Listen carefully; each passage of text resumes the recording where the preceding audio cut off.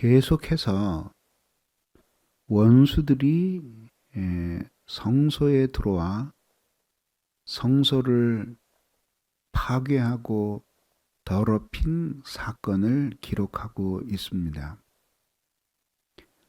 너무 생생하고 구체적이기 때문에 성소를 더럽힌 그리고 파괴한 이 모든 사건이 역사적으로 있었던 실제의 사건임을 우리에게 암시하고 있습니다. 아마도 그렇다면 이것은 바벨론 침공 때 있었던 일들을 이렇게 시로 기록하고 있는지도 모릅니다. 도끼와 철추를 가지고 성소의 조각품들을 쳐서 부수고, 이거는 이스라엘 백성들이 믿는 종교에 대한 심대한 모독이었습니다.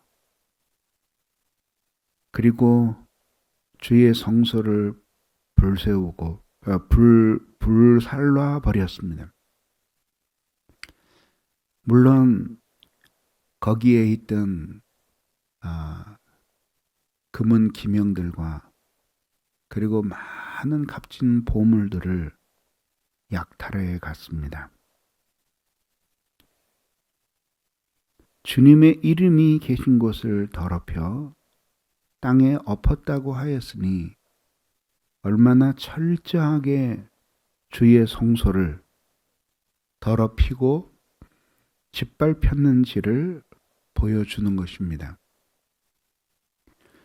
이러한 모든 사건, 이러한 모든 성전에 대한 파괴의 행위들은 결국 이스라엘 백성들에 대한 하나님의 심판을 의미하는 것이었습니다. 다시 말해서 하나님이 능력이 모자라고 그리고 그 모든 것을 막을 수 있는 힘이 부족해서가 아니라 이스라엘 백성들이 파괴되는 성소, 더럽혀지는 성소를 보면서 자신과 하나님이 맺고 있는 관계가 어떤지를 반성하게 하고 또 뉘우치게 하시기 위하여 하나님께서는 이처럼 성전을 파괴당하고 더럽혀지도록 내버려 두셨던 것입니다. 이스라엘 백성들에게 있어서 성전, 성소는 지극히 거룩한 곳이었고 그곳을 중심으로 하나님은 임재하사 온 세상을 다스리시는 당신의 왕권을 펼치셨습니다. 그랬기 때문에 이 성소는 매우 거룩한 곳이었고 거기서 이스라엘 백성들은 하나님께 대한 헌신과 다짐, 종교적인 구별 같은 것들을 결단하고 또 결심하게 되었던 것입니다. 그렇지만 이스라엘 백성들의 마음이 하나님을 떠나고 하나님을 섬기는 삶에 있어서 이 모든 종교적인 행위가 구체화되지 않았을 때 하나님께서는 이 성소를 원수의 손에 불살라지고 더럽혀지게 허락을 하셨습니다. 이는 하나님을 믿는 이 여호와의 종교의 본질이 결코 하나님이 세우신 성소 자체에 있는 것이 아니라 하나님과의 관계에 있다고 하는 것을 보여준 것입니다. 그러므로 하나님과의 관계가 잘못되고 이들이 범죄하게 되자 하나님은 이 성소를 더럽혀지도록 내버려 두심으로써 그들의 신앙을 향한 하나님의 진노를 이런 가슴 아픈 방법으로 보여주셨던 것입니다. 그렇기 때문에 우리는 매 순간 하나님께서 이 모든 자기의 백성들을 통치하시는 것을 기억하고 그분의 성품과 뜻에 맞는 삶이야말로 이 모든 종교의 본질이 구체적으로 입증되는 방법이라는 사실을 기억을 하지 않으면 안 되는 것입니다. 이스라엘 백성들이 생각하기는 이 성소는 하나님이 늘 함께 하시는 곳이고 그리고 하나님이 언제나 도와주시는 곳이기 때문에 어떠한 일이 있어도 더럽혀지지 아니하고 자동적으로 그 안에는 자기를 지키는 하나님의 능력이 있을 것이라고 생각했습니다. 이스라엘 백성들이 블레셋과의 전투에서 법궤를 들고 전장에 나간 것도 바로 그러한 잘못된 믿음 때문이었습니다. 자신들의 삶이 어떠하든지 법궤가 함께하면 신비한 힘이 그 안에 있어서 전쟁을 이기게 할 것이라는 믿음. 결국 법궤는 빼앗기고 전쟁에는 패배하게 되었습니다. 이스라엘 백성들이 하나님을 향한 경외함을 버렸을 때 법궤는 하나님의 임재의 장소가 아니라 그냥 궤짝에 불과했습니다. 똑같이 이스라엘 백성들이 하나님을 경외하고 신실하게 주님을 따르고 사랑하는 동안에는 이 성소는 하나님의 계시가 임하는 중심이었고 왕권이 통치되는 중심부였습니다. 그러나 그들이 하나님을 향한 경외의 신앙을 버렸을 때 성소는 그냥 성소에 불과했고 건물에 불과했습니다. 그래서 그들은 와서 도끼와 철추로 조각분들을 쳐서 부수고 성소에 불을 붙였을 때 성소는 불타기 시작했던 것입니다. 그들이 더럽혔을 때 그냥 더럽혀졌던 것입니다.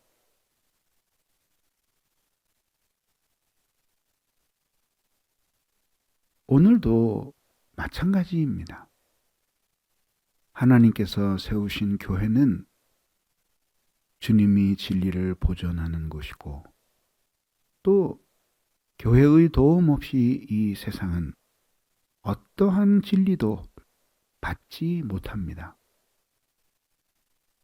진리의 참된 빛은 교회를 통하여 그리고 교회 안에서 교회로부터 이 세상을 향해 흘러나오는 것입니다. 하나님이 살아계시다는 사실은 교회보다 더 분명하게 경험할 수 있는 곳은 없습니다. 그리고 하나님이 함께 하신다는 놀라운 증거도 교회 안에 충만합니다. 그렇지만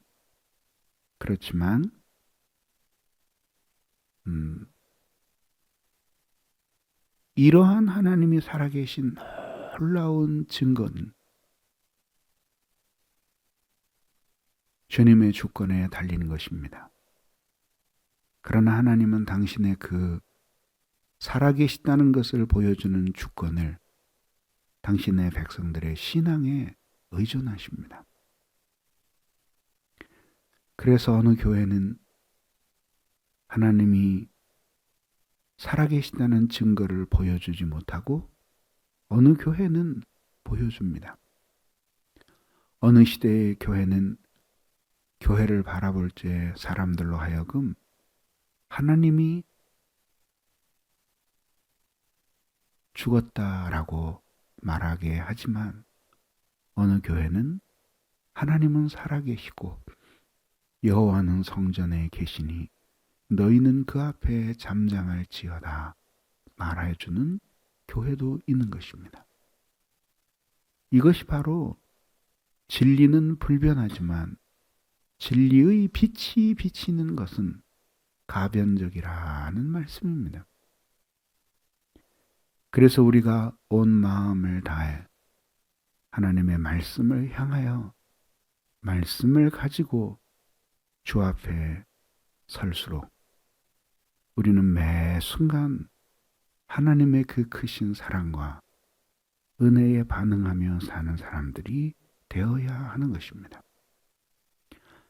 하나님의 집에 여호와를 믿는 종교의 영적인 특성을 무시하고 미신적인 신앙에 빠지는 것은 하나님이 원하시는 것이 아닙니다.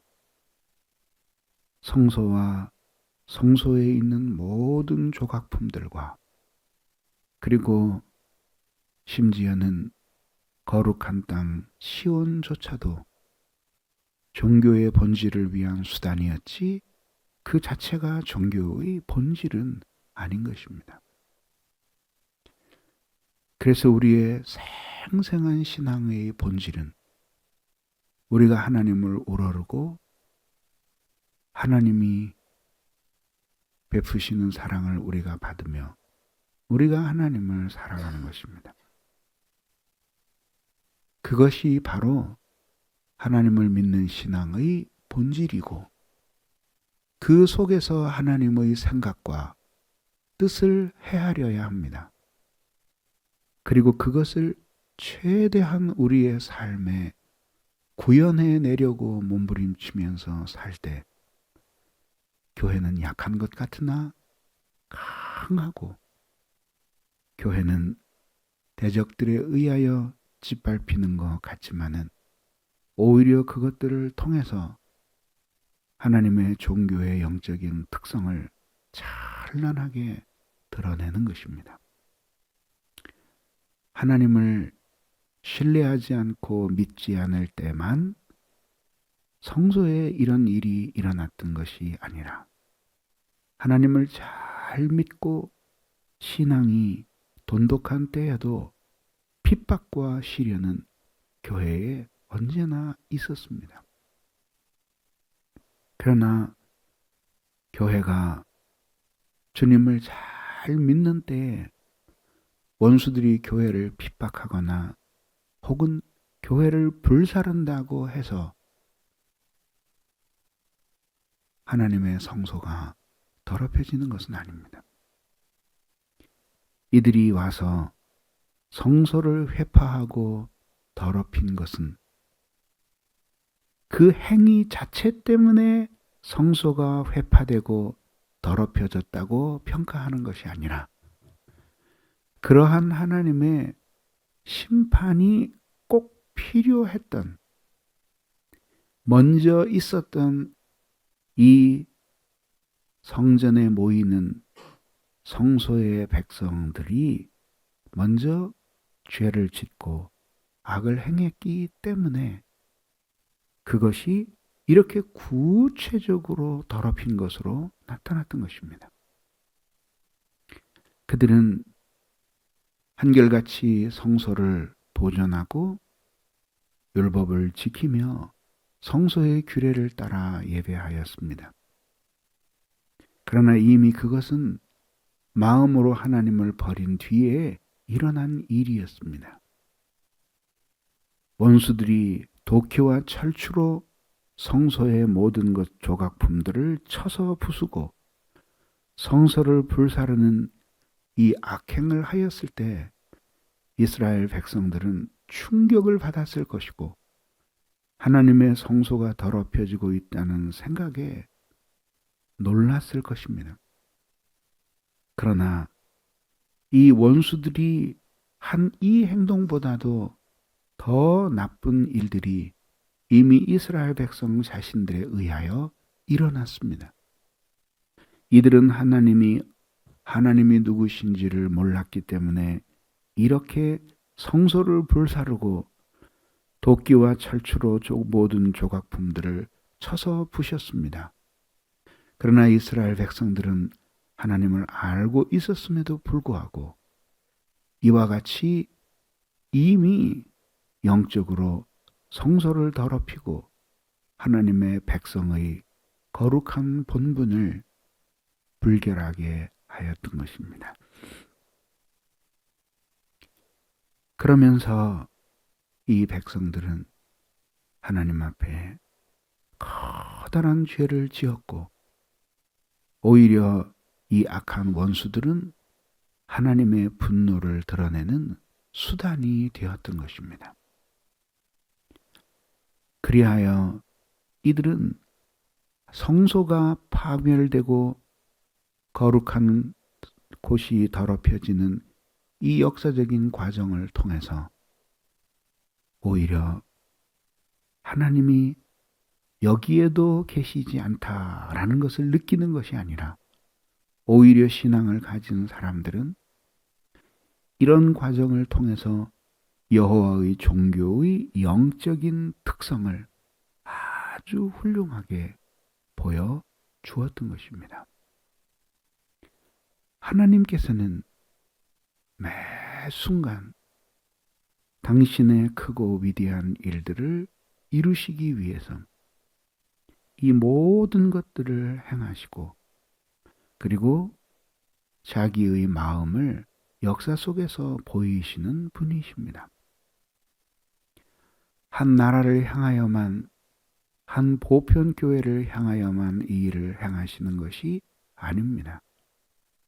우리 개개인을 향하여도 당신의 마음을 이렇게 보이십니다. 매일매일 기도와 말씀으로 성령 안에서 주님의 뜻을 헤아리고 복종하며 살아가는 사람들에게는 이렇게 외적인 환경을 통하여 당신의 생각을 보이셔야 할 필요성이 줄어들겠죠. 그러나 하나님의 말씀과 기도 속에서 주님을 우러르고 하나님의 뜻을 헤아리지 못하는 사람들에게는 이러한 하나님의 심판, 당신이 누구신지를 보여주시는 큰 능력은 절실하게 필요합니다. 그래서 하나님은 당신의 분노를 이스라엘 백성들에게 이런 방식으로 보여주고 계신 것입니다. 신앙을 가진 사람들에게는 따라서 하나님의 진노도 사실 자기를 버리지 아니하셨다는 하나님의 사랑의 또 다른 증거가 되는 것입니다. 그래서 로마서 1장에서 사도 바울은 하나님이 인간에게 내리시는 가장 큰 형벌이 바로 내버려 두시는 것이라는 사실을 보여주신 것입니다. 그래서 하나님은 오늘도 자기의 백성들을 불러 주의 말씀으로 깨우치시고 또 환경으로 하나님이 그들을 깨우치셔서 당신과 올바른 관계를 맺으며 살아가게 만들어 주시는 것입니다. 그러므로 여러분도 오늘 이 말씀을 굳게 붙들고 주님의 교회와 여러분 자신이 주님의 무한한 사랑 속에 있다는 것을 생각하고 그 표징을 유지할 수 있도록 하나님 앞에 우리의 종교의 본질을 굳게 붙드는 사람들이 되어야 하는 것입니다. 기도하겠습니다.